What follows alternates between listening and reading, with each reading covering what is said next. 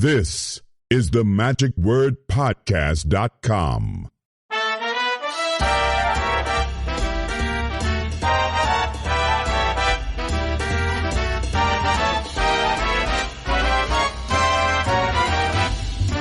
Hello, this is Scott Wells for the magicwordpodcast.com. This week's episode is brought to you by the Friends of the Magic Word. Those are the ones who support us financially with their donations and pledges. And I especially want to thank and welcome the newest member of the Friends of the Magic Word, Mr. Mike Grant. Thank you, Mike, very much for your donation. I appreciate that. And may I also say I appreciate the accompanying letter that you had sent along as well. I appreciate your email and your comments, and if you don't mind me sharing at least a portion of that, I thought it might be of interest to some of the other listeners out there. Dear Mr. Wells, I found and have subscribed to your podcast and pod letter at the end of January. Since then, I listen weekly to new episodes, but I have also immersed myself in numerous other older episodes. I thoroughly enjoy the time spent listening to your conversations with fellow magicians. I especially enjoy listening when you mention or have a conversation with some of the old-timers from our days gone by. Your podcast takes me back to a time in my childhood when I found and began learning the art of magic as a fourth grader in 1974. Your podcast has reconnected me to that magical time. Your podcast has also made me face something that has long haunted me. Let me explain. In a couple of episodes, you related a story about a college student of yours that messed up performing a trick in class and subsequently walked out of class never to return to your class or to magic. After hearing you tell the story, I could not help but see myself. I also walked away from magic while in college, despite regularly performing on numerous occasions. I'll spare you all the details, but I failed horribly on 2 occasions. Big audiences on big occasions. I was embarrassed. I had shamed the art, and it so discouraged me, I quit and walked away from performing magic almost 37 years ago. Though I quit performing at that time, I never lost my fascination and love for magic.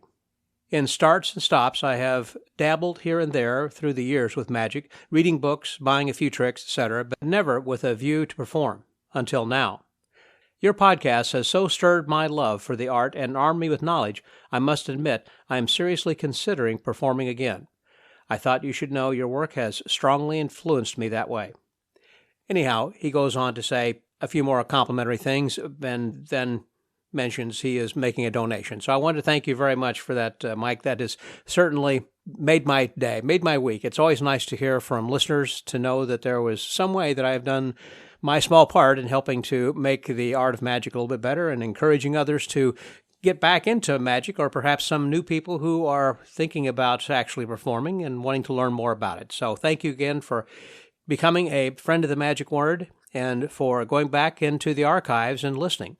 I would also ask all the rest of you who are listening to this to consider subscribing to the pod letter, because you not only learn who is on from week to week, but also who's coming up the next week, and you receive some information and a link to a podcast from the past that I think might have been overlooked and might be well worth your interest. Well, let me move on after just again thanking our newest member of the Magic Word and welcoming Mike Grant. Thank you, Mike. Well, this week we're going to be going to Florida, and I want to introduce you to a magician who is in the Tampa area. He's a magician and performs at resorts, and but specializes also in balloons. Works a lot of restaurants, and he has just a fascinating background. Has been doing this for a long, long time. I've known him for a long number of years, and I'm glad I had a chance to actually sit down and chat with him.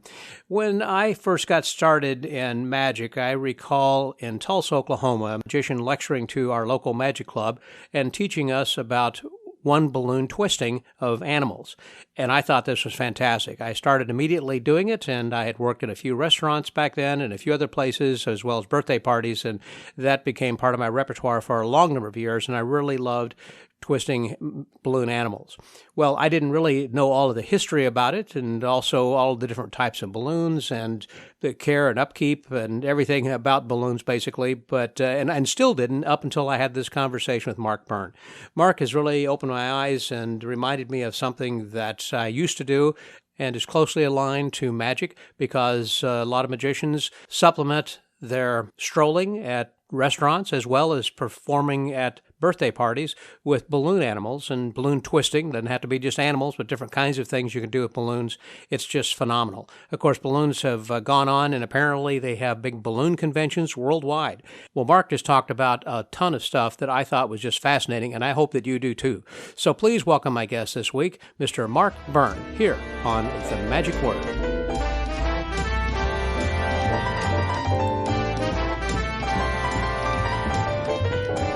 Today we are in St. Petersburg, Florida on a beautiful sunny day, and I have with me somebody who is one of the magicians here in town. Not just a magician, but he does something that is an art that I learned many years ago, perhaps back in the 70s. And this has to do with balloon artistry, and he is known, really, he's kind of a balloonatic, and is well known for that. Has been working for about 20 years in a restaurant doing twisting balloons, and we're going to get into all that. And he also has got a lecture. He talks about that as well as magic and other kinds of stuff. So please welcome my friend here today, Mark Byrne. Hey there, Mark. Hey, Scott. How are you today? I'm fantastic. Thank you so very much for joining me today. And it was enjoyable because I went to the restaurant to watch you entertain everybody and tie balloon animals off. It wasn't just balloon animals. You did a lot of headpieces when you were there at the restaurant. I do specialize in doing balloon hats. Okay. One of my things about balloon hats versus doing balloon animals,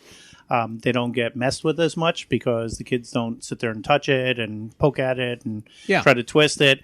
They also get worn on top of the head, so they're off the table, so that they're not part of the. They don't get like destroyed by forks or hot food or anything like that. Mm-hmm. And it's a fantastic Instagram moment at the same time. And most of the parents take a picture of the kid with the balloon as soon as they get it on their head. So it creates a moment, and that's what we're all about, creating moments. And they're really not 1 minute balloons. I mean, each balloon is like about almost a 4 to 5 minute twist. It seems like multiple balloons. Actually, believe it or not, it looks more complex than it is. Okay. Number one. Number two, I strive for under 3 minutes with every one of my creations. Now, I may be at a table for 5 minutes, but there may be 3 kids there. Oh. So my balloon creations go between 30 seconds and 3 minutes for creation, start to finish. And how many balloons typically do you use for making these headpieces? The balloons can vary as far as I have 2 balloon creations. I have balloons that have 8 balloons in them. Just depends on what I'm doing. You might have saw the birthday cake hat that I do that has 5 balloons up and around in a hexagon shape. And then there's 2 other balloons. So that's 7 balloons. And that's probably one of my more elaborate ones that I do. Mm-hmm. Whenever I mentioned back in the 70s, a guy came and started teaching about balloons. I thought, this is great, and particularly at restaurants. And the restaurant where I'd worked for about 20 years, there was another magician who came in and worked from time to time, and he was doing balloon animals. And this other fellow who kind of had the contract, who was a magician that worked with us, was saying, stop doing balloon animals because they'll want the rest of us to do balloon animals, and stop doing magic because it's so strong and it's something that people can take home with them. Yeah, that's the one thing. I mean, I started off as a magician. In fact, I've been a magician for 51 years. I am 59 years old, so 8-year-olds really shouldn't make choices in their career choice early in life, but obviously I did. And it was just, so I've always been under the assumption that if I go and do a party, I have to do magic and balloons. I do the magic first, the balloons second, because you just can't follow balloons. Right. If you start doing balloons, then you're done. Yes. You're done. Well, give me a few tips on doing balloons. Again, when I was doing them at birthday parties, I had them at the end also. I also would take a 260 and blow it up and put that down and put the double scotch tape on it to kind of make a line to keep the kids from crossing the line to come to, those creepers that would come up close to your show. It's because if they got too close, they'd pop the balloon, and you knew it's like, hey, got to stay back, got to put another one there or whatever. But what I did was, as I got towards the end, it seems like as I was making the balloons, by the time I got to the last kid, the first kid's balloon had popped, and he wanted another one, and then it kind of got to be like painting the Golden Gate Bridge, basically. Exactly. So I then started putting balloons in a big trash bag that were already pre-blown up. So all I had to do is twist them and go real quick before they started popping. that was my tip. What Right. about you when you're working for birthday parties? One of my pet peeves with magicians doing balloons is they go, I make 150 different balloon animals and they all look like dogs. It's like, oh, shut up. You know what I mean? yeah. Let me show you some real art. Okay. Yeah. They are very artistic, by the way, Thank you. ladies and gentlemen. The things that I saw, my goodness, you are, a balloon sculptor. My biggest compliment with me making balloons is that people tell me what the balloon is from across the room. Oh. So they can recognize the shape, the color, the whatever it is. If I make a dog, it looks like a dog, not a weenie dog, not a Jeff Koons looking type of dog. Yeah. It looks like a dog, and people go, "It looks like a dog." If it looks like a swan, it looks like a swan. If it looks like a dolphin, it looks like a dolphin. And I've acquired this ability to break them down into the simplest forms to create what I wanted to create. Mm-hmm. I do a lot of bending of balloons, where I'm putting a bend in a balloon and it creates the shape of it. I will like for a heart or something. Or... Yeah, well, a heart is probably the most basic one that most people are used to with making with balloons. But like my dolphin and my shark, they're basically the same structure, but the way that I bend them denotes one's a shark and one's a dolphin. Really? Not to mention the color, yeah. And one of the things that I've always said to other balloon artists and people that like to do balloons is you only need 3 points of interest to make a balloon recognizable. And it can be color, shape, and some characteristic. If it's a lion, it's got a mane. If it's a giraffe, it's the long neck and where the eyeball's placed and stuff like that. So those are the things that I look to do when I'm making a creation. And I also do a bit of magic while I'm doing balloons too. Jeff McBride had a trick that was called inflation. I don't know if you're familiar with it. It was on one of his DVDs years ago. And it's actually a trick that came from a little boy named Phil Goldstein. Okay. It was one of his first published tricks. He started out, as a clown. I know. In New York, I know. He doesn't like to be reminded of that, No. but Scott, I'd rather not you say anything about that. yeah, he wasn't too happy at me when I went to the Genie convention. I said, "Hey, can I get a picture with me doing this?" And I was doing the balloon trick, and he's like, "If you must." But I got the picture, and that's all I care about. There you go. But yeah, so it's inflation was the name of the trick, and What's the effect? the effect is that you go to blow up a balloon, and then it doesn't blow up, but you point your finger at it, and a bubble of air appears in the middle of the balloon. And you can actually remove that bubble of air and throw it back onto the balloon. Yeah. And you can shove it on there and do some other stuff. I've created that before in which you've had like a pregnant poodle or something like that. Yeah. But I haven't ever done what you're talking about. Well, it's not a ball in the sense like that. Mm-hmm. It's more like the air bubble in the balloon is there, and you can mime taking it off and do it. Now, you can also mime taking it off, and I do it in my regular show on top of that. And I have I call it Balloon Fantasy that I do, and it's starts off with a balloon that comes out of my hat. Like I tip my hat to, greet everybody. Yeah. And the balloon comes down like a quail's wobbler. Yeah. Okay. Yeah, so it comes down from my face, and it's just annoying, and I'm, miming that I can't get this thing out of my face, waving my hands around and stuff. I finally reach into my pocket, pull out a pair of mock scissors, and I cut it off, and then I go to blow it up. I can't blow it up, and then the bubble just appears in the balloon. Oh. And then I pull it off, and I have a ping pong ball, and I've actually found ping pong balls the same color as a goldenrod balloon. Really? So it's a goldenrod ping pong ball, like a yellow ping pong ball. That's hard to say, really. Table tennis ball. Yes, that too. and so I can show the ball and then put it in my pocket and then continue with it that way. And then I also load one in my mouth at one point. Yeah. And then I do basically balls from the mouth at the same time. And then the blow off on the trick is that I actually make it into a balloon flower.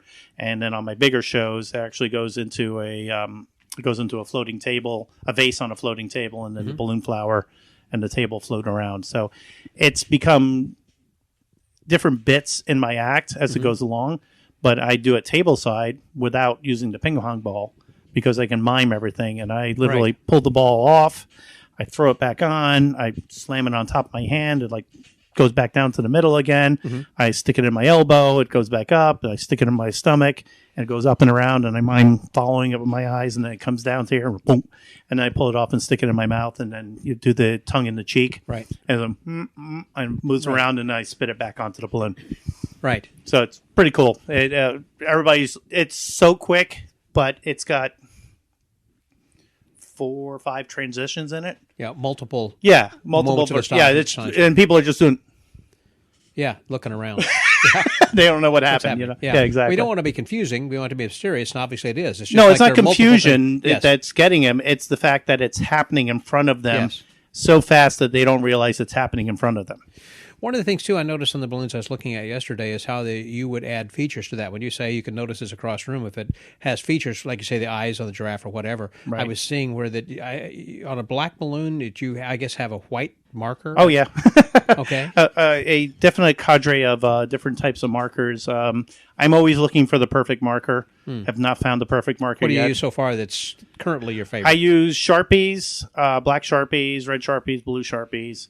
You don't use actual ink pens, you know what I'm talking about, where that you can shake them up, and then when you push the tip of it, you're talking about more of the paint pens. Paint pens. Yeah, you don't use a paint pen? I do use a type of paint pen. Okay. One of the markers I've just found recently is I found an Expo marker, and it's more about the tip of the marker than it is actually the type of marker it is. Expos typically I think of as a erasable, but they also have non-erasables. But these ones that I use are erasable markers. Okay. You can use erasable markers on a balloon because they won't come off. It might, but you're not supposed to be touching it anyway. Well, good point. Okay, I'm sorry, I got off on a tangent there. Yeah. Also, if you use Sharpie on a regular marker and it pops, it reliquefies.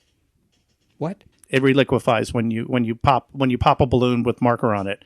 The marker will reliquefy because it's. What does that mean? So what It's wet. Yeah, okay, I understand that, but I mean, it would then it will make a permanent mark on something because now it's wet like if again, it's wet and it's and you got it on your skin, it'll get all over your hand. You got it all over your hand. I got you. And also if a kid, this is gross, if a kid sucks on the balloon or something like that, it gets all. Pops. I've seen kids that look like Mexican gangsters. Just Boy. Speaking of that, I assume that's something you probably, when parents say, could you make a balloon for my child? They got a 3-year-old. They're going to say, there's an age limit. And is there? There is and there isn't. Okay. I will acquiesce to whatever the parent wants to do. Okay. But You're responsible.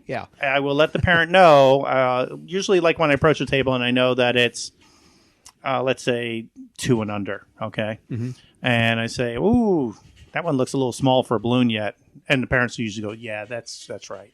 So they'll agree with me. Yeah. Or they'll go, oh, no, my kid wants a balloon. Right. Okay, then. It's like, oh, really? What was your kid like?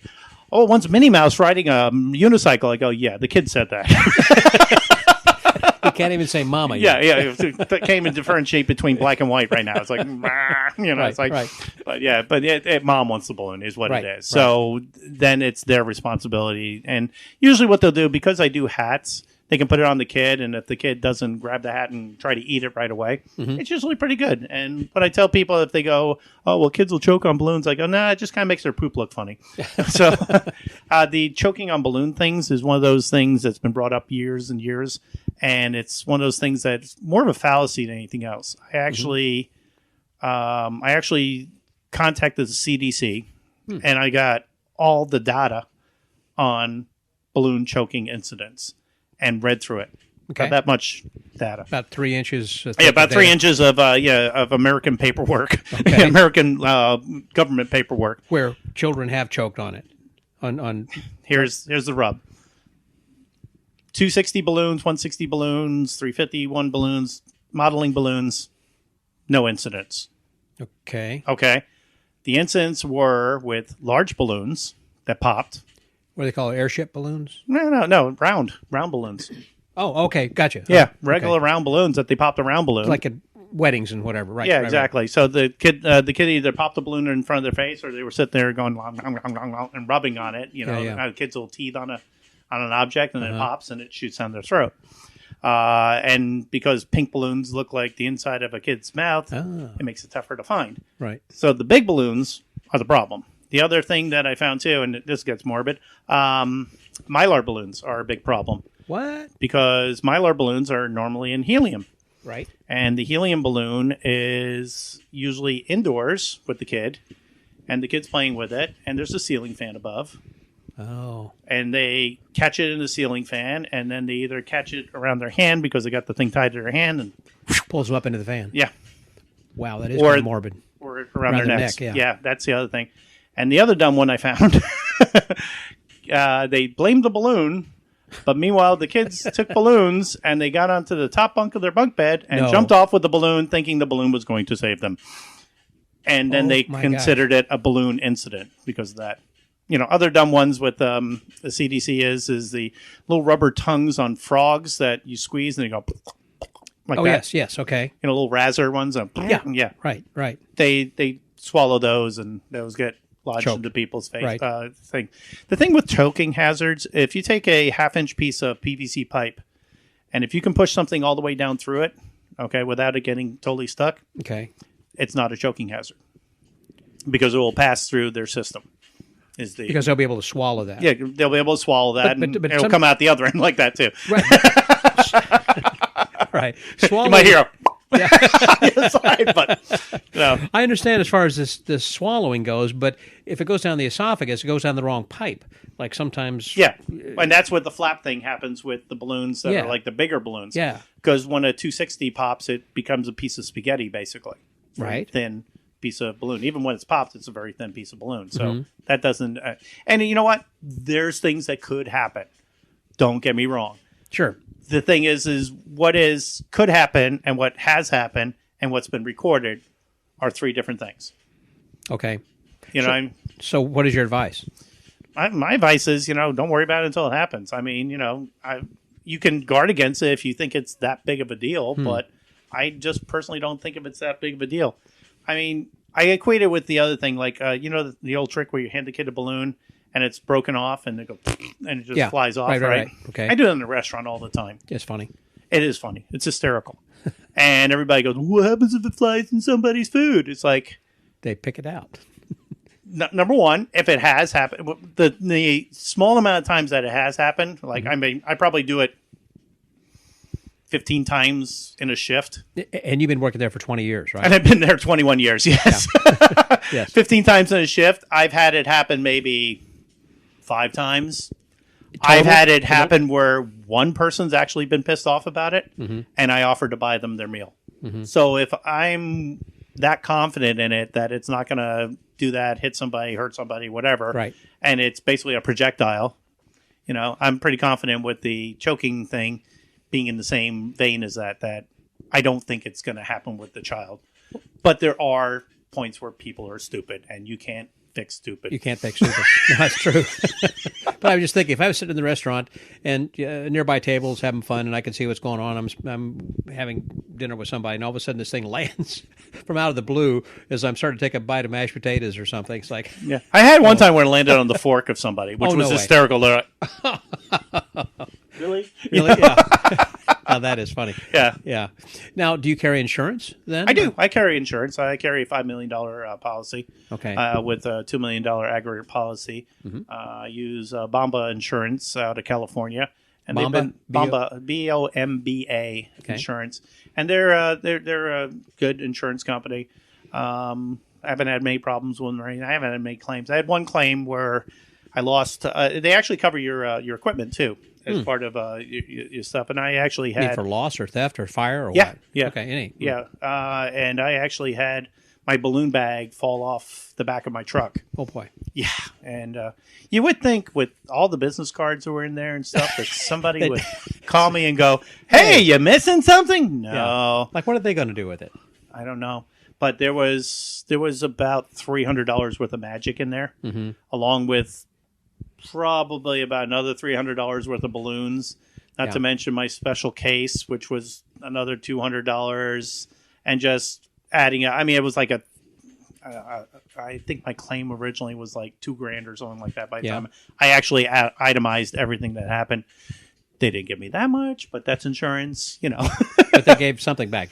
I got some back. I just didn't get for the claim. Yeah, I just didn't get as much as what I thought I should have. Thought it was worth. Yeah, but it was worth the. They wanted receipts. They wanted receipts for like for like my Aikido box that I've had for 30 years. Yeah, I'm like going, really? I'm going to have a receipt for an Aikido box that I bought 30 years ago, Yeah.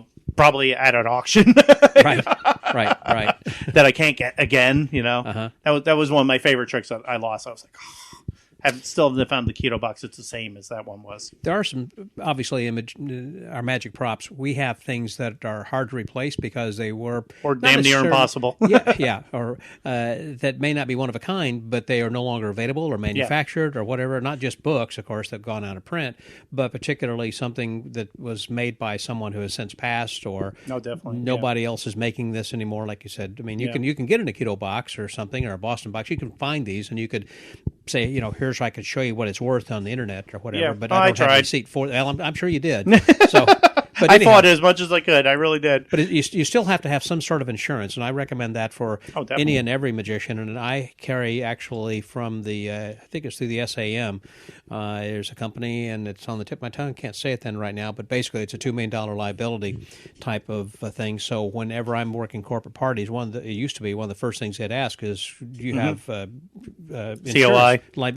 And so I started putting that into the contract, saying I do have this. And when I would send the contract to them, two things would accompany the contract. One is a W-9 form, so this way that they start setting me up as a vendor, so that way I in the future can be there in the future. They don't have to add me again. And number two is I will send them a copy then of that insurance form that will show that I've got this insurance, on file, and I'm good to go in case of fire or whatever else, as far as liability. The new one I got the other day was it was a hire form, and I don't know whether it's a Florida form or if it's a federal form, but it's a new hire form that they have to fill out and send in saying that they hired somebody.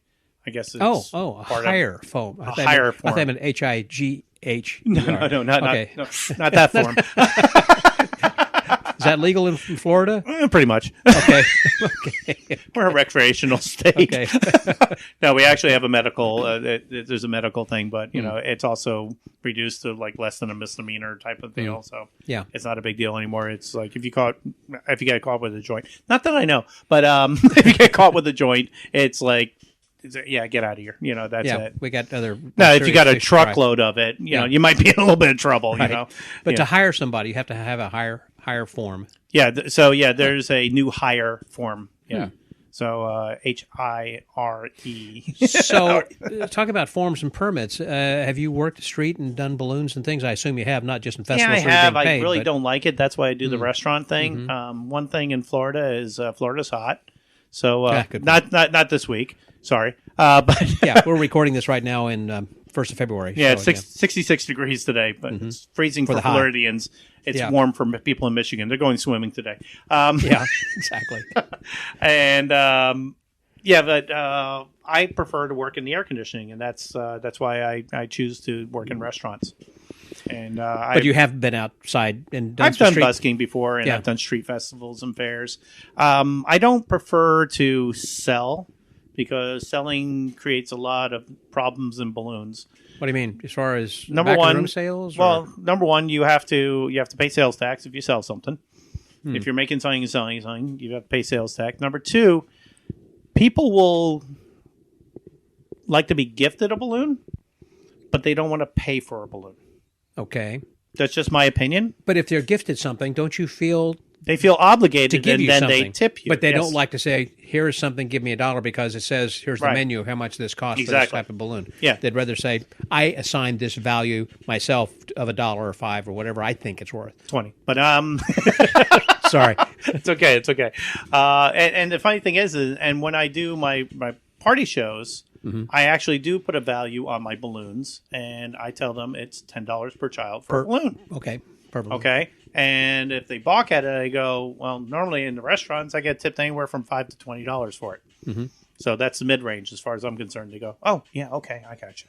Right. And normally most people that have me at their party have seen me before they get me. So they know what to expect. Yeah, so they go, oh, yeah, okay, yeah, your stuff's worth that. And it's like, okay, great. So, and... you have a minimum of kids. In other words, it's like I'm not going to do this for six kids for $30. During the pandemic, I brought the number down. Okay, so I was going out and doing parties for 10 kids or so. So 10 kids, $10 a piece, $100. I'm there 20 minutes, half an hour. And you I'm just done. do balloons. Just do balloons. Yeah. In and out. In and out. If I do magic shows, I have 3 levels of magic shows. I have a suitcase magic show, which the bottom pops out and turns into a pedestal. And I open up the top and I do, 5, 6 tricks out of it, 20, 25 minutes. Then I have a bigger show, which has got a theater backdrop. It's got drum cases that turn into a ditch table and a table. Okay. And there's a sound system with Bluetooth.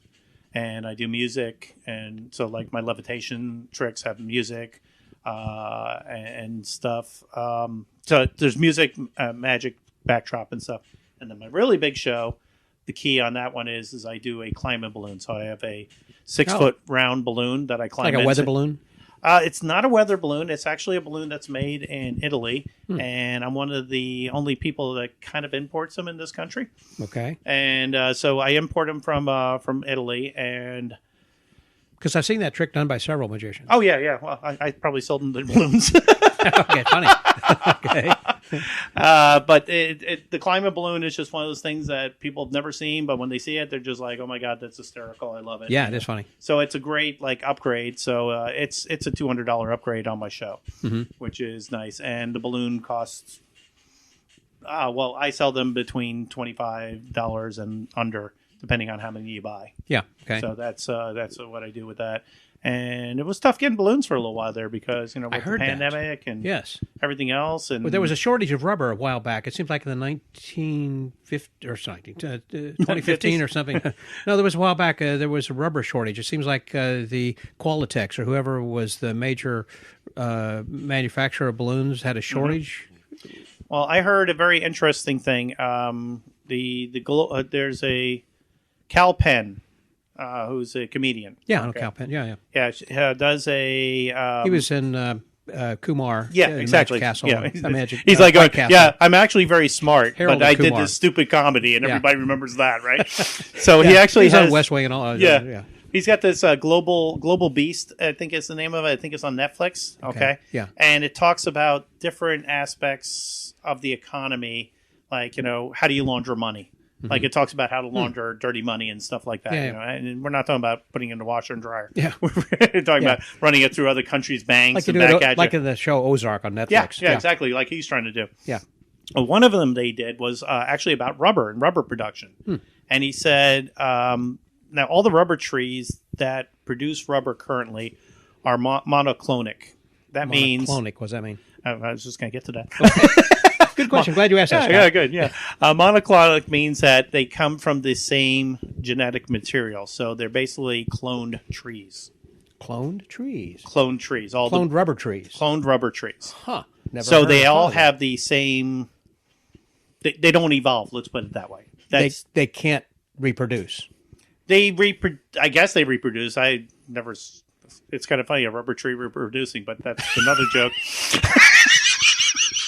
I slipped that one in. I did that again. Okay, sorry about that. That's a good one. Hey, the kids listening, they're not going to understand what we're talking about. Rubber tree reproduce. Okay, rubber tree. Moving on. Yeah, exactly. So the theory is that if they got a disease, it would go all the way through the entire stock, like instantaneously. And wipe out all the trees all at the same time. Okay, yeah. I'm with you. So, and if it traveled, there's only a few major countries that actually produce rubber. Brazil and Thailand, Bangkok, that area. That's pretty much where everything's at. I think there's some places in India, but that's because it's the weather and stuff. It's very tropical. Rainforest basically is the only place that you can grow them, right? But if it wiped out all those trees, we would go back to the Stone Age. Out of luck, basically. Yeah. We would go back to the Stone Age because rubber is such a commodity in the fact that... not just our tires and stuff. Tires. You would not be able to fly a plane because only rubber tires work on an airplane. Right. Things pharmaceuticals and there's all kinds of things. The elasticity in your rubber band and your underwear. Yeah, that would be gone. Things you don't even think about. All the things are all the pharmaceutical. So if they were all gone, the rubber would literally throw us back into the Stone Age, is what they were basically saying. And it's a precarious balance of the people that actually collect the rubber and the market value of the rubber once it goes to market. And it's a really cool thing to watch. And I'm probably not doing it justice at all. But so you recommend it's on Netflix? Yeah, it's on Netflix. Yeah. Okay. So yeah, like I said, it's Cal Penn and Global. Let's say it's Global Beast. Okay. Yeah, this Global Beast. That was just one of the episodes they were talking about. That was just one of the episodes. So it's a series and stuff. Yeah. Right.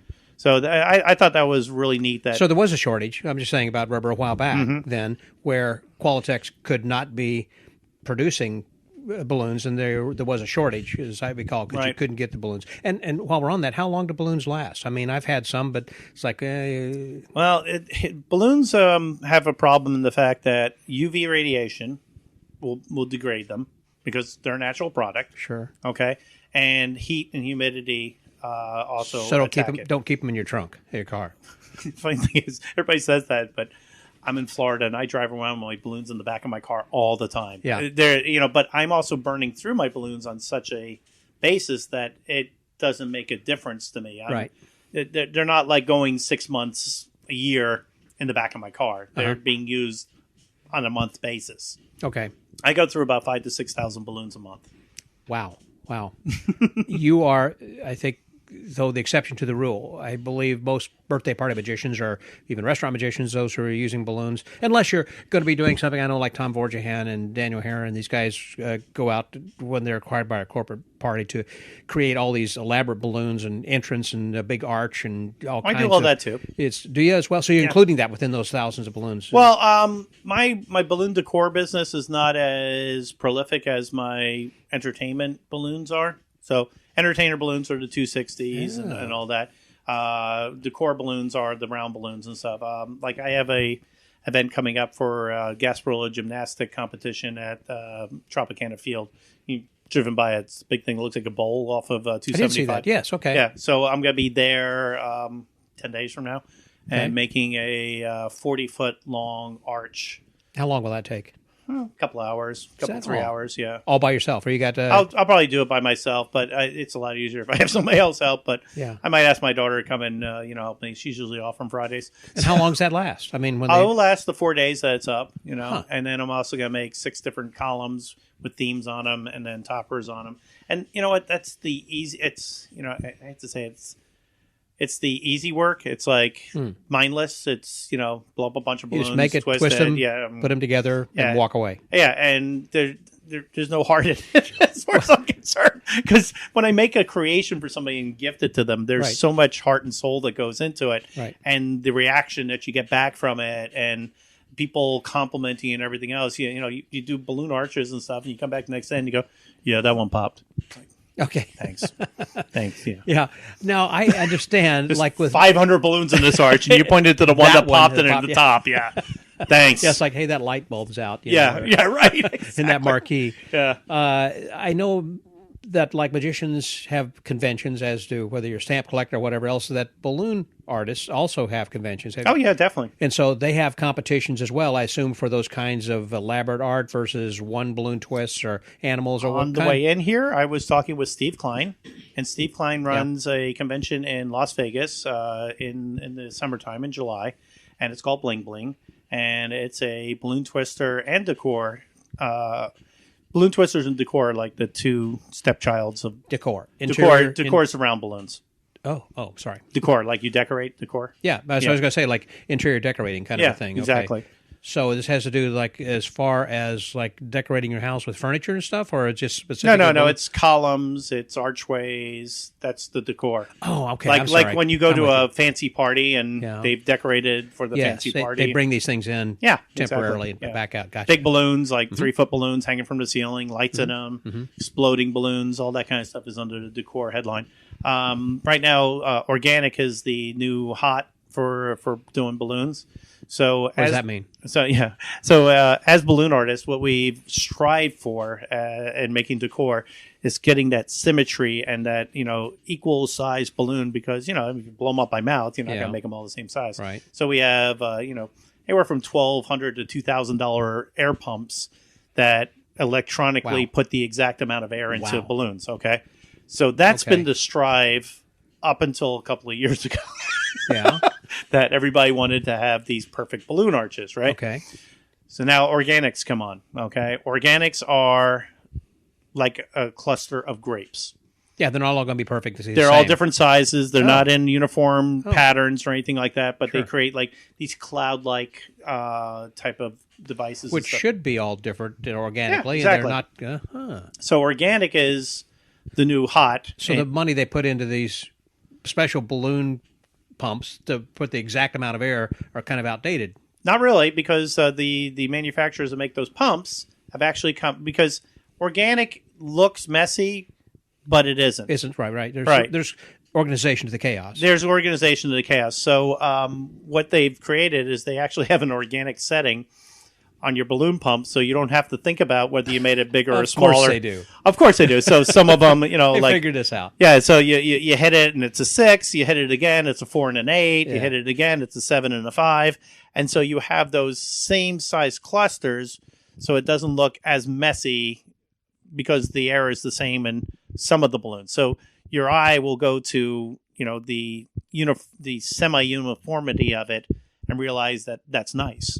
Right. But if you did it where, you know, like, you know, one balloon's like literally deflated almost, like, you know, you'd be like, oh, that looks like a peanut. Yeah. Looks like a a peanut next to a melon is not going to look good. Right.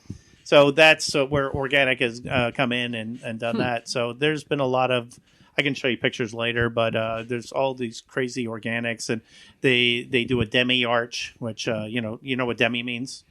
It means partial. It means like half, yeah. So demi means half. So like semi is half. I thought demi would mean like some other. Well, it's more of a French ballet term. Okay. So you have a plie, which is a full plie when you go down. A demi plie is when you go halfway down. Part way down. Okay. Yeah, exactly. Or halfway. And okay. you know, and so Demi Moore would be half an actress. So I just wanted to get to that joke. And Ashton Kutcher is the other half. Yeah, something like that. Well, it's half her age. Yeah, Hey! there we go.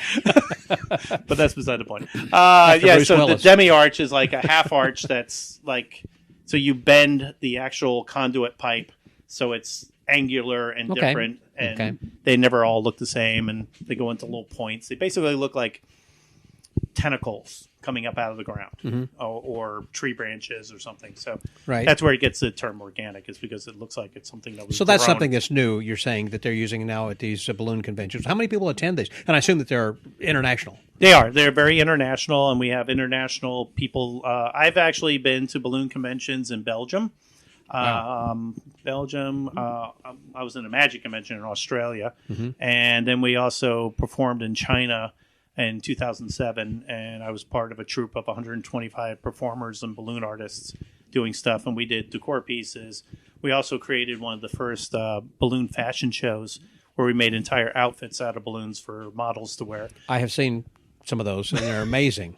The funny part is once that happened, because before Facebook, I know, 2007, before Facebook. Okay, that's true. Yeah.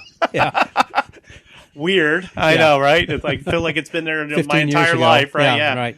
And everybody would just send email, like forward emails to people. Oh, check this out. Oh, check this out. And you'd read down, like 27 pages of, Till you get, purple text, blue text, green text, yellow text. By the time you get to the end, there's the pictures. Yeah.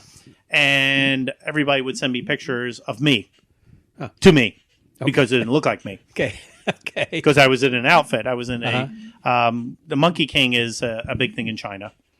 I don't know if you're familiar. It's like their god. I have heard. Yes. And so I actually dressed up as the Monkey King for part of the stage show. So we had a costume portion, and then we had the model portion. And I also made my first balloon dress at that show, which was pretty cool. Now, when you're making that first dress, did someone teach that to you, or you saw someone and thought this, or you wanted to get into that? You saw it had already been done, or how did you? They talked about doing it, and Ria Hosaki, I'm butcher her name, I know. Rie Hosaki, I think that's how it's pronounced. Rie's her name. She was one of the superstars for balloons in Japan. Okay. And she make these elaborate balloon dresses. 8-10 hours she'd make these balloon dresses, and they had frills on them and stuff coming out of them, and just front things and everywhere. Wow, yeah, okay. Just so wow and beautiful and elegant. I mean, then again, you put a skinny Japanese model in it, you give her curves. Yeah, that's right. Yeah. You're adding 2 inches to any girl because we'd use the 160 balloons, which are, 1 inch. One's around 60 inches long. So there was 2 inches on either side, which, gave them a little more girth. Yeah. Yeah, nice curves and stuff like that. So, yeah, and it was just really fun doing a lot of that type of stuff. And my first balloon dress was, a little pedestrian, but, it worked. Mm-hmm. I had some crazy ideas. I actually took one of the climb-in balloons, and because I didn't think I was going to have enough time to finish everything I was doing. I made 2 costume pieces, part of my costume, and I made a dress. Okay. All within a day.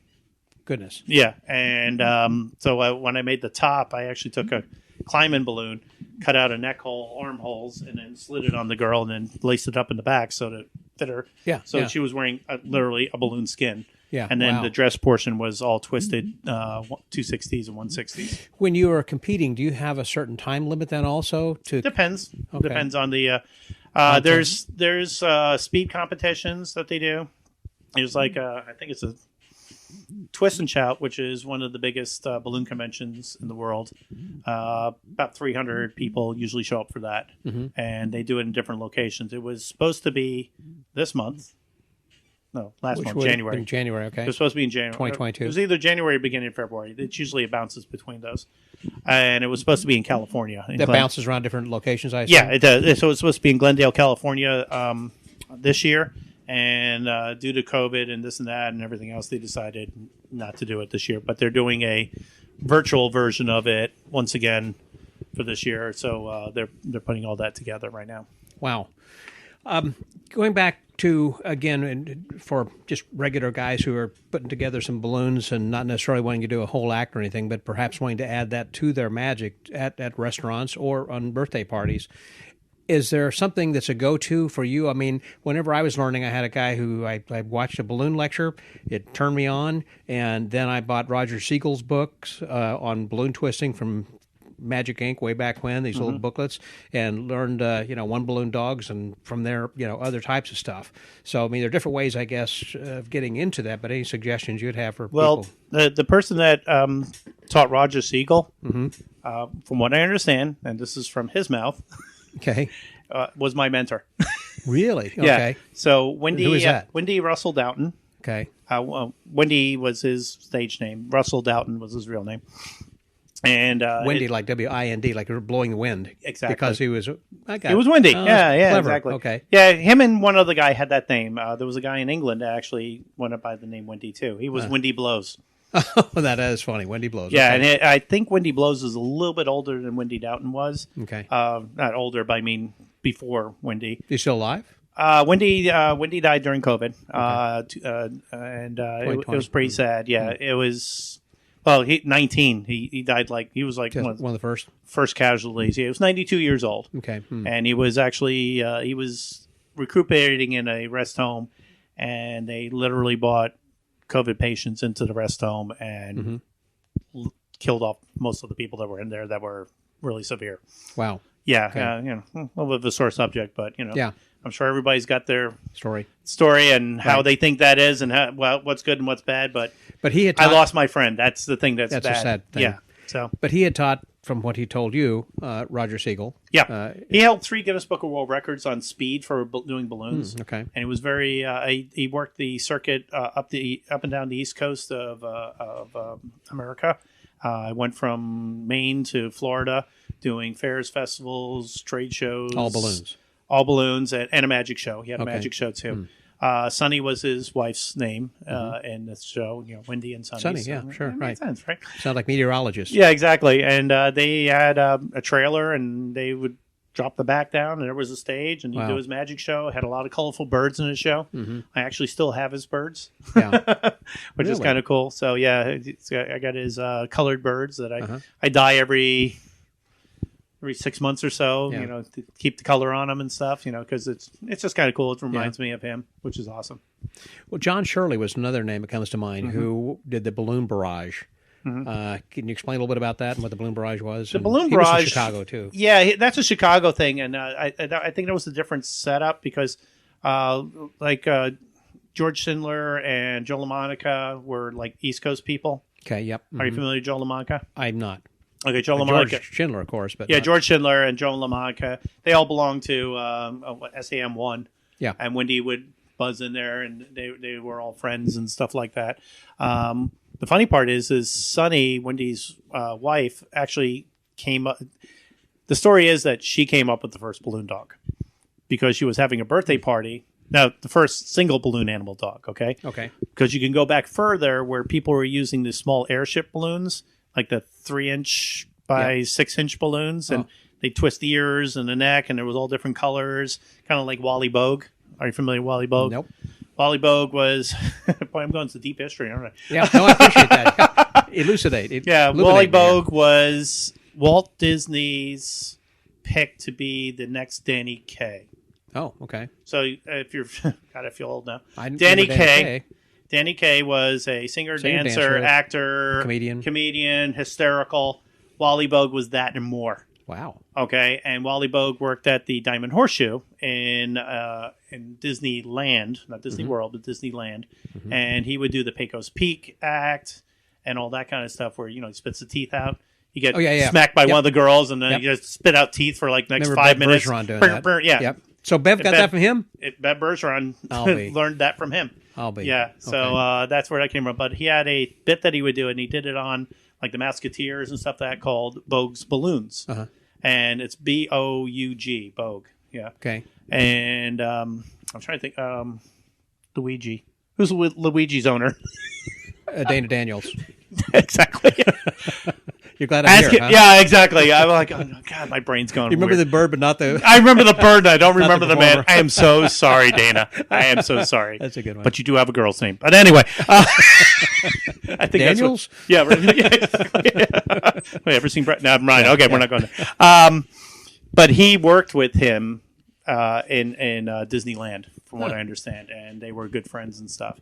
Wally Bogue was actually supposed to go to one of our balloon conventions one time, and it was all set and everything, and then he got ill, and then he died like the next year, and it was like, I almost met Wally Bogue. Never met him. Never met him. I do have a signed, autographed Bogue balloon box, and it has like instructions on how to make balloons and stuff. And that's in my curio cabinet.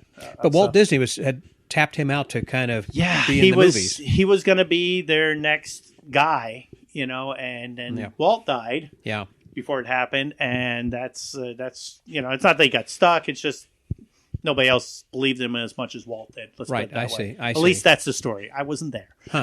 Yeah. None of us was. We can only recount what we know or heard about or read or talked to people. Well, I know you're really good on marketing then as well, and trying to find different venues where you can perform magic and or balloons. And do you have any tips on how people can find those venues or restaurants or Well, I did do a lecture in 2007 at Twist and Shout that was on how to get restaurant work, and it was called "You Want Fries with That." Okay. And I created some lecture notes, but it's more like a pamphlet. So it's an 8-page pamphlet that I put together, and it's from the PowerPoint that I was probably the first one at a balloon convention to do a PowerPoint.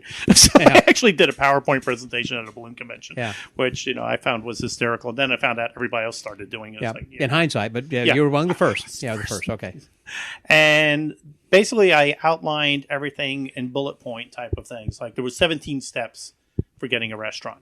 Okay. And just to give you the Reader's Digest version of it is, everybody wants to make up these super materials and brochures and hand them out to the restaurant manager.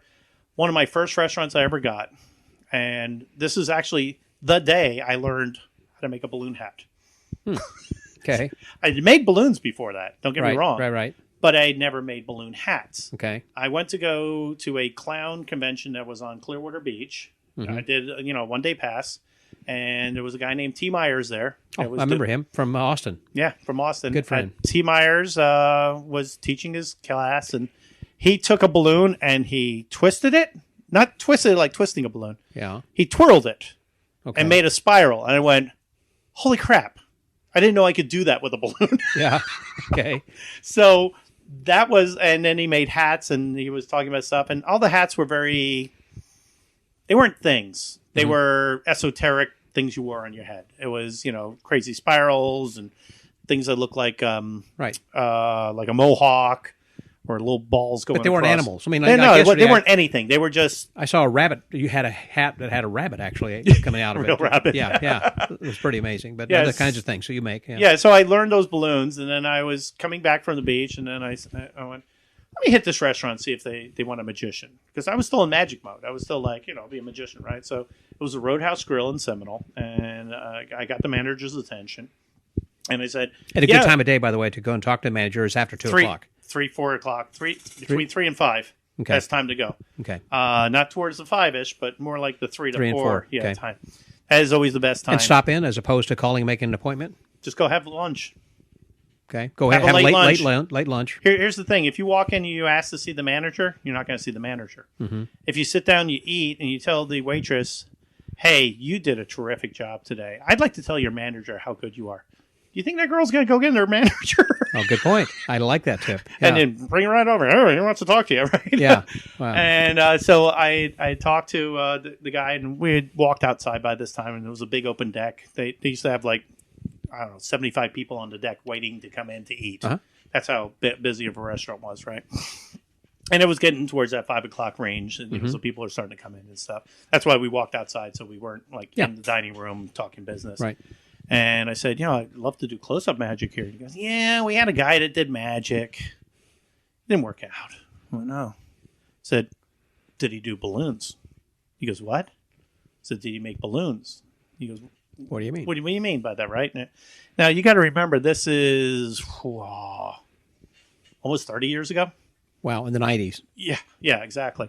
So I start making this balloon hat thing, right? And I get done with it. And he goes, what is it? Because he doesn't know what it is, because it's a balloon hat. It's the first time he's ever seen one. Yeah. I go, it's a hat. You can wear it. And I put it on his head. And he goes, yeah, so big deal. I go, look behind you. He looks behind me. There's 5 kids lined up waiting to get their balloon. Oh, that is an amazing story. So he goes, you're hired. Just like that, yeah. Was there for on and off for probably about 15 years. Wow. Yeah, most of my restaurants... Doing no magic, just balloons. Just doing balloons, yeah. Huh. I mean, I do magic on occasion, but, the balloons are what makes the money and what sells. And, here's my theory with balloons versus magic, okay? If you have a magician, he can bust his ass and be all over the restaurant all day long. Yep. But if the manager comes out from, fixing the dishwasher or firing that cook and everything else and looks around and go, damn it, nobody's working around here, right? Mm-hmm. Now take it, there's a balloon artist. Same scenario. Dishwasher's broken down, the cook ran off.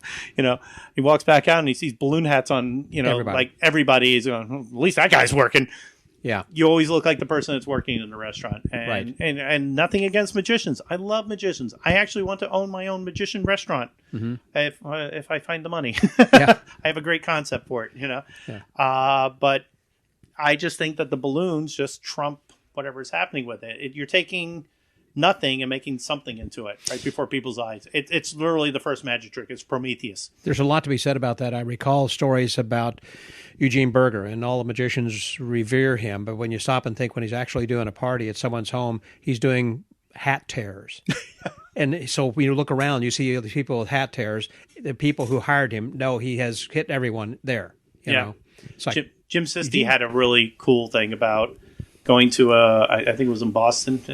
That's his area. And he's at this thing, and the magicians are all doing their magic thing and stuff. But the balloon artist, there's like one balloon artist at the thing. And this balloon artist has got a line of people and a crowd around him like you wouldn't believe. Yeah. And he said, now I'm paraphrasing because I've been told I said it wrong by him. But he basically said that the balloons were more magical than the magicians were. And that goes to my point where, again, I had been working at this place for so many years, and a guy who was working there occasionally would do these balloons, and they said, stop doing balloons because they will tell us not to do magic because they really want balloons more than magic. Right. Because it's something they can take home. And so they'll kick us out or make us start doing balloons. Yeah. Yeah, it's, thing is like, you don't follow an act with like, kids or animals because your act's going to look like crap.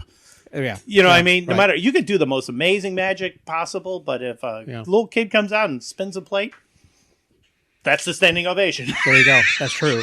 Well, a dog does a flip, you're screwed. It's true. And it's like Jeff McBride had said, I think, in Gift Magic, and he was talking about the importance of giving things or gifting things. Right. Because then people want to give something back to you. But again, if you, let's say, have you used a menu where you can say, okay, this is going to be for these many balloons or, whatever. It's going to be, and you probably found people don't like to order balloons like that. They'd rather just pay what they think it's worth. There's two. It goes back to an earlier conversation. I get what you're saying. There's two ways that I look at it, and first of all, Jeff McBride cost me an inside out dollar bill because a mismade bill. Yeah, mismade bill because he had said something to that effect about gifting it to people, and the guy goes, "Hey, can I keep this?"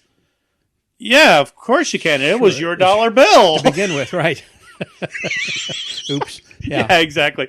But two things with menus. I've not used a menu very often, so what I try to do is I have a rap when I'm at the table, and not a rap like rap music, but just like I can make, if it's a little girl there, I can make swans, dolphins, mermaids, monkeys, lions, tigers, bears, unicorns, butterflies, or anything you can think of within taste or reason. Go. Yeah. And then little boys, it's sharks, dinosaurs, dragons, Spider-Man, monkeys, lions, tigers, bears, or anything you can think of within taste of reason. And the taste of reason's in there because of the dads. I understand. So that's, and that's what I say to people at the table, and it gets the point across. I can make anything. Yeah. And then they have to think of what they'd like. I prefer if they think of what they like. I hate when people say, "Oh, just make what you like." I go, "You're going to get a stick." Here's a caterpillar. Yeah, right. It's long, brown, and sticky. It's a stick. Poop joke, yeah. Yeah, exactly. Exactly. Well, well, any advice? Again, I asked earlier about for people who are doing magic and balloons and getting into that, and it sounds like it's just go and ask and hit the hotel. Yeah, you got to hit it. The other thing you got to do too is you got to be willing to give them something before you get something back. Okay. So what I do is I initially go in, I talk to them, I make sure who I'm talking to. That's the most important thing. Is that person does the hiring? It's either got to be the GM or the owner. Okay. Yep. That's the only two people I really want to talk to. If there's another manager there, I don't even want to give them my information. Say, listen, when's the GM here? And not a chain either. I've done chains. Have you? Okay. I've done chains. Because sometimes when I've gone and talked to some chain, they're saying, well, we can take our orders from home office, and they don't want magicians, and we're trying to keep this certain brand. Okay, so I will tell you, I have worked for McDonald's. I've worked for Burger King. I've worked for... In their restaurants. In their restaurants, yeah. No, just in the parking lot. Yeah, okay. That's my point. The drive-through as they're waiting. No, well, they have play areas in a lot of the fast food places, and those are lucrative at a point, And I've worked for Outback. Okay. Well, a lot of chain. I do prefer the mom and pop type place and stuff. Lenny's is a very mom and pop place. Yeah, that was a great restaurant. Oh my gosh, yeah, it's been there for 40 some odd years here in St. Petersburg. Yeah, the funny part is the restaurant was originally a ranch house restaurant, and I don't know if you noticed. I mean, there's tchotchke all over the place. I did. And but if you look at the light fixtures, they're wagon wheels with spurs underneath. It has nothing to do with Jewish cuisine. Okay. Okay. I know they got matzo ball soup and all the kinds of stuff. Yeah. Yeah, it's not a kosher deli, but they got bagels and everything else. But so you are going and talking to the restaurant. You have to give them something. Yeah, exactly. So the thing that I give them is a demo because I tell them I want to see how this works for me, as well as works for you. Now, back up just a second. One of the reasons why I do eat in a restaurant, I want to make sure the food's good because I don't want to go around every table and apologize for the food because it tastes like crap. Okay, or the service is bad or anything like that. So I'm also scoping the restaurant out to make sure they're worthy of me at the same time. And they have to be busy enough too to have me and afford me and stuff like that. That's a good point. You don't want to guarantee, say, hey, I can increase your business. No, I'm not going to. Never. I never even say that. I say I'm an internal promotion. I'm going to make your people that come here come back more often than they do now. Okay, that's not saying I'm increasing your sales. I'm just saying that they're going to come back more because the kids are going to be locked into it. Yeah. I don't know if you heard some of the kids when I was talking, but or when I was in the restaurant, but I had people that day that you were there saying, the kids only want to come here for breakfast. Yeah. I can't take them anywhere else. We were going to go to First Watch, which is another restaurant down the street. He said, no, we want to go see the balloon guy. It's Saturday. The beautiful thing about that also is, again, I was just thinking, Mark, whenever you do magic, people are going to come back and say, oh, this guy's going to put a cigarette to a quarter or whatever it is. Mm-hmm. And, you start doing, regardless of your repertoire, there are a few things you're going to be doing all the time. You've got some regulars who come back and you show them something different and everything. But a lot of times they want to see some of the old favorites. A balloon, you can twist the very same balloon again because it's something always different. Yeah. It is different, even though it's still Mickey Mouse on a motorcycle. But they like the creation of you making that in front of them right there. It's amazing. Yeah. I don't do many Mickey Mouses on a motorcycle, but yeah, you get the idea. Something elaborate. I try to stay away from anything mouse related. I don't want to get sued. I live too close. Good point. You're literally too close. Yeah, I mean, Spider-Man I do pretty regularly, but I feel like that's mine. I grew up with Spider-Man. We're the same age. Yeah. So as we start to wrap up over here, I know you also have a lecture, and in your lecture, do you teach magic or just balloons? I've taught magic, and I've also taught balloons. My magic lecture was Confessions of a Beach Magician, because I do a lot of work on the beach. That's something else that we didn't go into, but I do resort work where we actually provide 3 days of entertainment per week during spring break, which starts next week. Through spring break all the way through, we went all the way up to the first week of December. Wow. So we basically only had 2 months off, okay. At resort hotels. At resort hotels. So we provide a mermaid that does a story time, which is my daughter. And she has a $3,000 silicone mermaid tail that's absolutely gorgeous. To take photos and tell stories. Photographs. She swims with the kids. She does games with them. And they just have a blast. And they just go in there and do that for an hour. And she gets her swim exercise once a week. Okay. I do balloons poolside.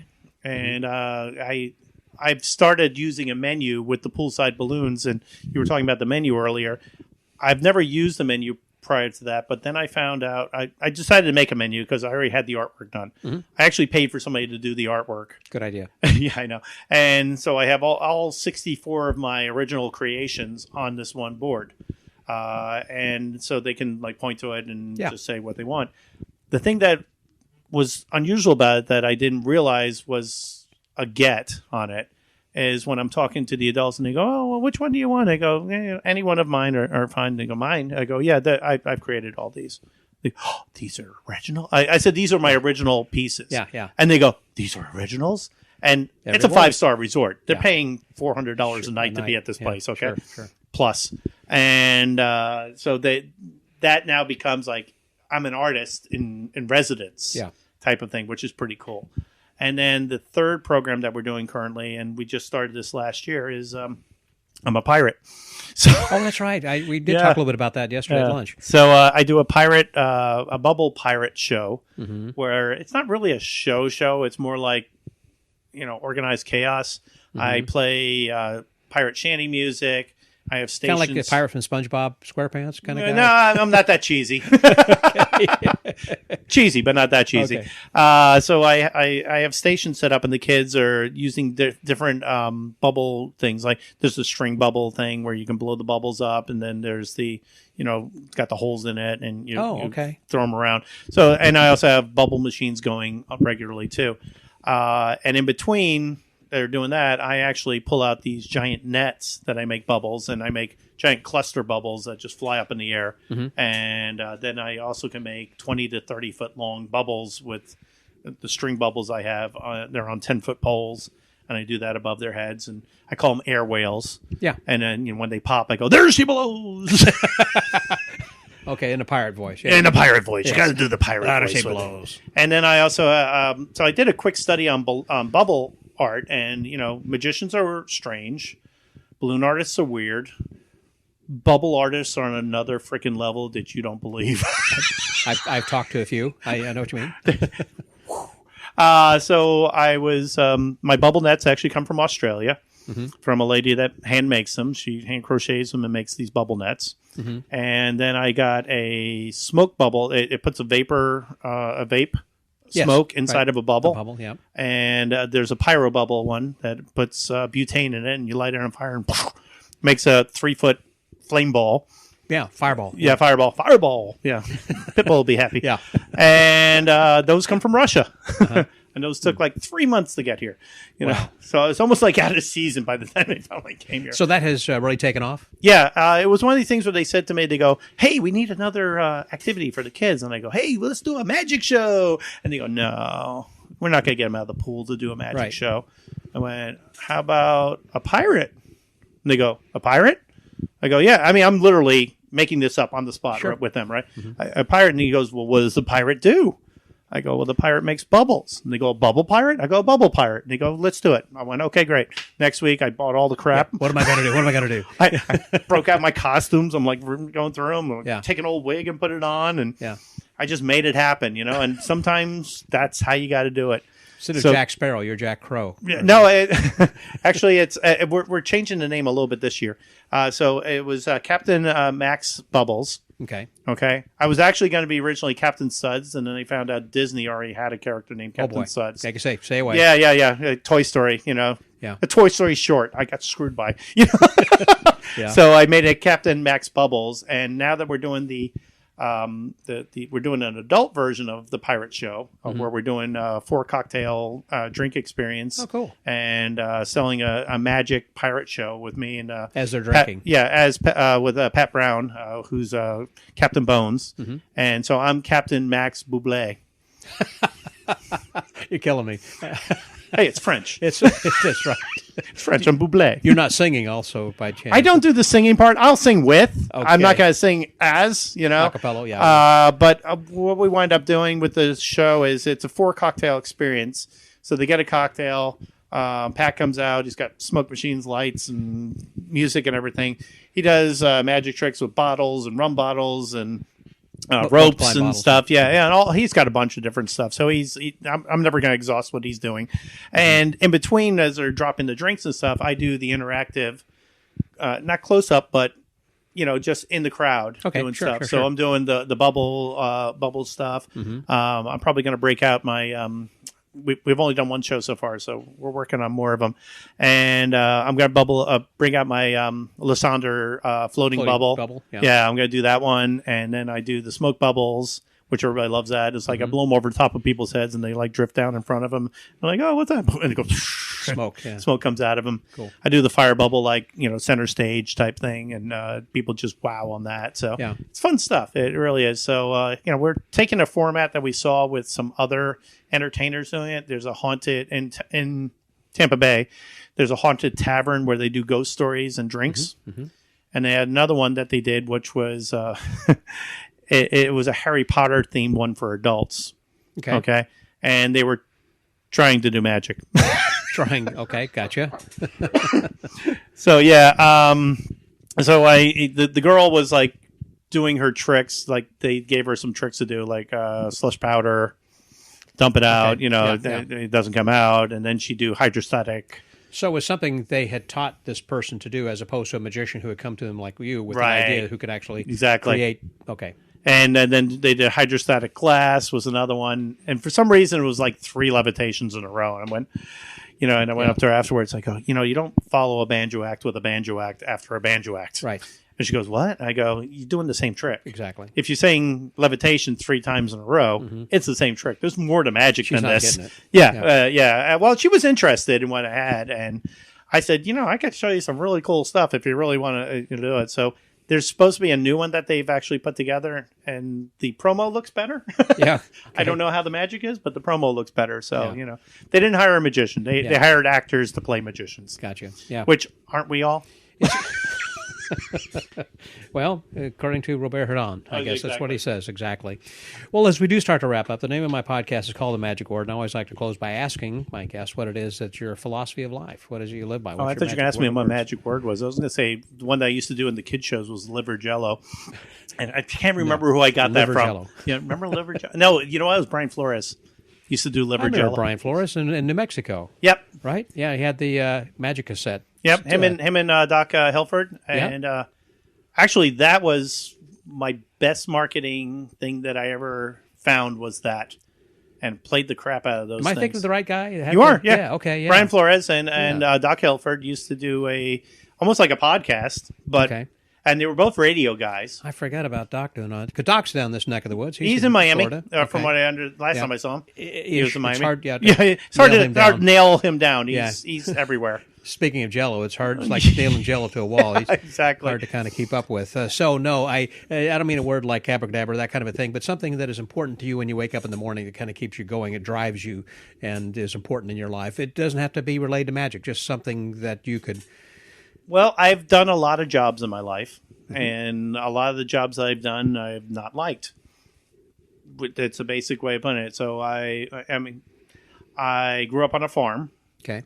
I was in the military. I was a security police officer in the military, in the Air Force.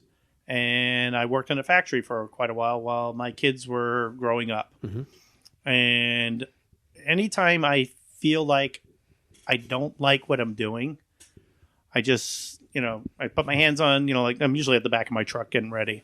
And it's like, oh, God, I don't want to make a damn balloon. Yeah. Okay. I've never said that to my customers, but it's just kind of like, I just don't want to do another damn balloon. And I just like close my eyes and think about it and go, I could watch 1,000,000 pens go before my eyes for a year because that's what I used to do. I used to work in a pen factory making pens. Okay. Most boring ass job I've ever had in my entire life. I can only imagine. Yeah. I mean, I literally almost fell asleep falling into the machine at certain points, and that's not something you want to do. You'd lose body parts that way. But I always think about things I've done in the past that were really crappy that got me to this point where I can do something that's pretty awesome. But every job gets old after a while, no matter how well you do it or whatever. And you just have to you have to put the hat on right to make sure that it's what you want to do. And I mean, kind of hit me sideways with that. So that's what I came up with, though. That's the thing that really kind of motivates me to keep going and do what I do, And I do have a bigger picture of things I want to do in the future. So that I'm still working towards that, even though I'm almost 60 years old, but it'll hit eventually. So you're saying to make sure that you enjoy what you're doing. And have a dream. And have a dream and keep it fresh. Yeah, exactly. But, realize where you came from and realize that you don't have to go back to that. Right. To be happy. To move forward. Move forward, do better. Fail forward fast. Fall forward fast. No, fail forward fast. Fail forward fast. Fail forward fast. So the quicker you fail at it, then you realize that that's not what's going to work. And you find a new thing that's going to work. So the faster you fail. It's a Disney thing. I don't know if you knew that. I did not. Okay. I'm learning. Meet the Robinsons. Okay. Fail forward fast. Okay. Very good. Mark, thank you very much. You're welcome. Thank you. It's been a lot of fun. I've gotten a good education here, and I hope that you listeners have enjoyed that as well. So for the Magic Word Podcast, that was my buddy Mark Byrne. This is Scotty out.